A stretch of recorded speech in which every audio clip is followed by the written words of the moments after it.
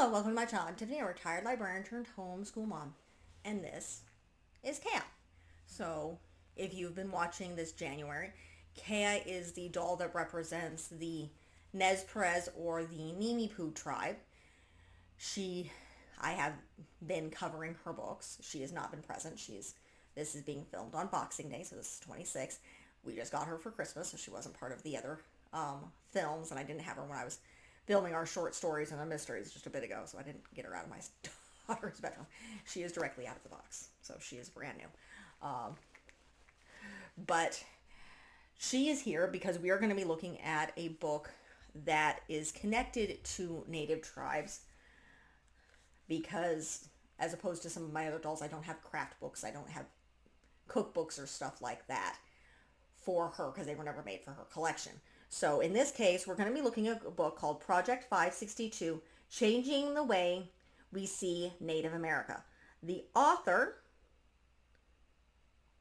I'm going to get to her, and yes, it's on my tablet. You can get it. Is Matika Wilber. She is the granddaughter of Laura Wilber from the Shoshone tribe and Loretta James from the Tulalip. Her Indian name is Tasatisk, possibly mispronouncing it. It means woman who teaches children. And she is a photographer as well as a teacher. So I'm going to see if I can bring down. So this is her. So this is our author. And this book is a mixture of it's a photo book as well as various short interviews. They're not hugely long, trying to represent Native tribes as both talking about their past but talking about their present. And this is something that's mentioned in the Crash Course videos that I review, Crash Course Native American History. Unfortunately, particularly even I grew up 80s, early 90s, tendency to talk about Native Americans as if they're in the past. They're not. So this book specifically shows to shine a light on the present, both their history, but the fact that these Native tribes are here with ancestors. They're not part of our past. They are people. They exist. So I am not going to go over there. Or again, this is Project 562. So there's 562 Native tribes. They go over here. I am going to try to read the table of contents. At least some. It is a lot. So in fact, I'm actually going to go down and read through the tribes represented. I can get down here because this book is, how many pages is it? Going down, down, down, down, down, down, down. Yeah. Close to 400 pages. So the Native nations represented here, and I'm going to possibly mispronounce some of these. The Witamoko tribe, probably pronouncing that. Absentee Shawnee tribe of Indians of Oklahoma. The Androx tribe of King Cove, and I'm going to pronounce a lot of these, but I will try. Agua Santeli band of Chihuahua Indians. Achamam, Aka Chin Indian community. Aka Kink Native community. Aka Native community. I am butchering these like crazy. Alabama Cosetta tribe. Alabama Cosetta tribal town.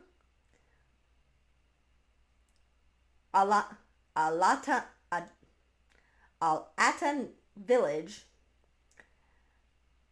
Algarak Native village. It also has a parentheses of St. Mary's. Agalat village. Let's read through some that I actually know. Oregon Community Association. These are the ones that are highlighted, so we'll go with that. Apaluk Crow, the Borna Band of Mission Indians. She does have the Naz Perez here, which is where Kaya comes from. Let's see.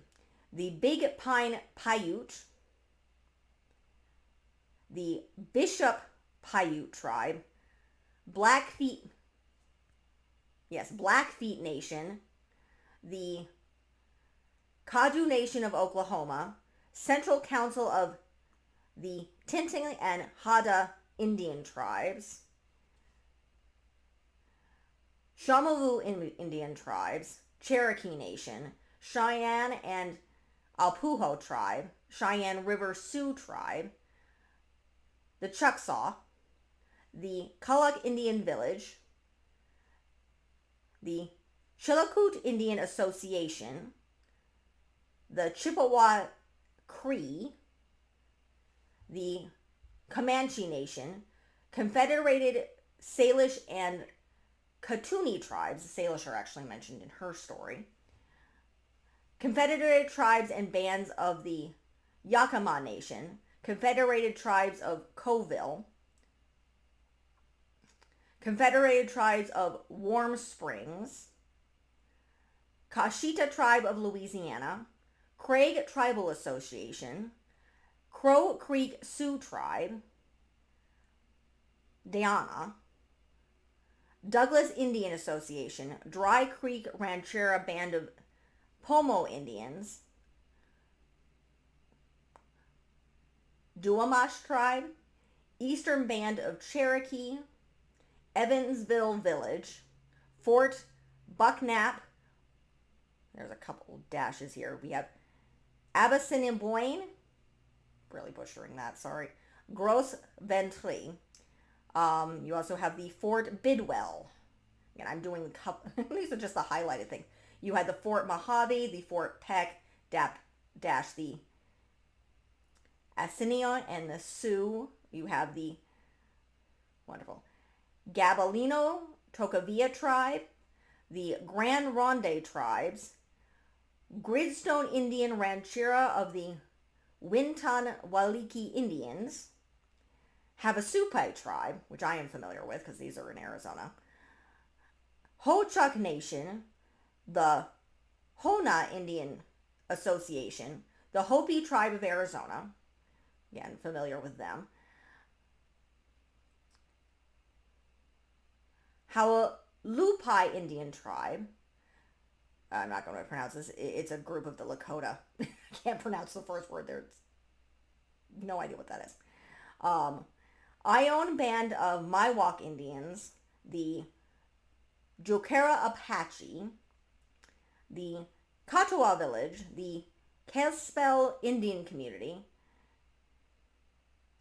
the Kana Maulai, and the Kirk tribes, the Kakachen Indian Corporation, King Island Native Community, Kichimok Inkwat, cannot pronounce these, Kiowa Indian Tribe of Oklahoma, Kalwa Cooperative Association,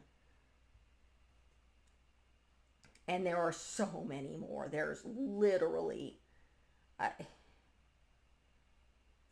and it's insane here. I'm sitting here going through this. There are so many pages of this, but this book is extremely interesting. It's going through different tribes, different groups, and talking about their cultures. These are interviews and images of real people. Pull up a couple of them. There's also a big thing on the protect native women. So this section talks about something that's very important to be aware of. How to explain this? It happens in both the U.S. and Canada, probably happens in Mexico as well, where because Native American women have a lesser status, they disappear. there's also a higher risk of them being sexually assaulted because of who they are. Um, let's see. Apparently, the Urban Indian Health Institute conducted a survey of 148 Seattle-based Native women and found that 94% had been sexually assaulted or coerced in their lifetime. 42% of this women who have been assaulted like this attempt suicide. Excuse me. And this group also found that in 2016, 5,712 cases of missing and murdered Indigenous women and girls were reported, but only 16 of those cases were logged into the Department of Justice database. So this is dark, but it's important to point out, which is the reason it's in this book, that in many cases, on or off the reservation, particularly since these are missing people cases, so they're not necessarily confined to the reservations, the white people in charge don't care. They don't care enough about these women to go looking for them. And that is sad. It's a beautiful, beautiful doll here. But imagine that people that are paid to protect don't care because of the color of these women's skin and the fact that they are natives, they are indigenous, they are different, and they were technically here first. Well, not technically, they were here first, but they don't care, so they go missing, or the authorities that are not part or paid for by their tribal communities do not care. Most of the time, they do not care. This is both in the US and in Canada. So this is a known thing. So that's also one of the things that are found inside this book. So it's, to me, this is definitely for the upper grades. Though there are children, actually short little interviews with kids in here to show a full range of people. So it can be used selectively with younger children to look at certain interviews. Obviously, review it yourself. There are certain sections that are not appropriate. But if you're looking at Native American history, this book is probably vital because it shows natives and indigenous people today, right now, in the modern era, because their culture still exists, their people still exist, their traditions still exist. In many cases, their language still exists, and they're trying to keep them alive. So this is important. I really enjoyed looking through this book. I did buy off Amazon. I have not read through all of it. I do not have time right now. I hope to at some point. So that is the end of this video. Be sure to like and subscribe. Obviously, I have her short stories, her mysteries, her 6-book series as well. Those are all coming out this month. We're also covering her, I believe, she has a journey book, and then she has her world book. So those are going to be a lot lighter, as well as I'm reviewing. By the time you guys see this, I'll have the cookbook reviewed, and I'll be reviewing a few other things for our beautiful, beautiful Kea here. Hopefully I can convince my daughter not to have her braids undone. But, because technically I bought her for myself, not my child.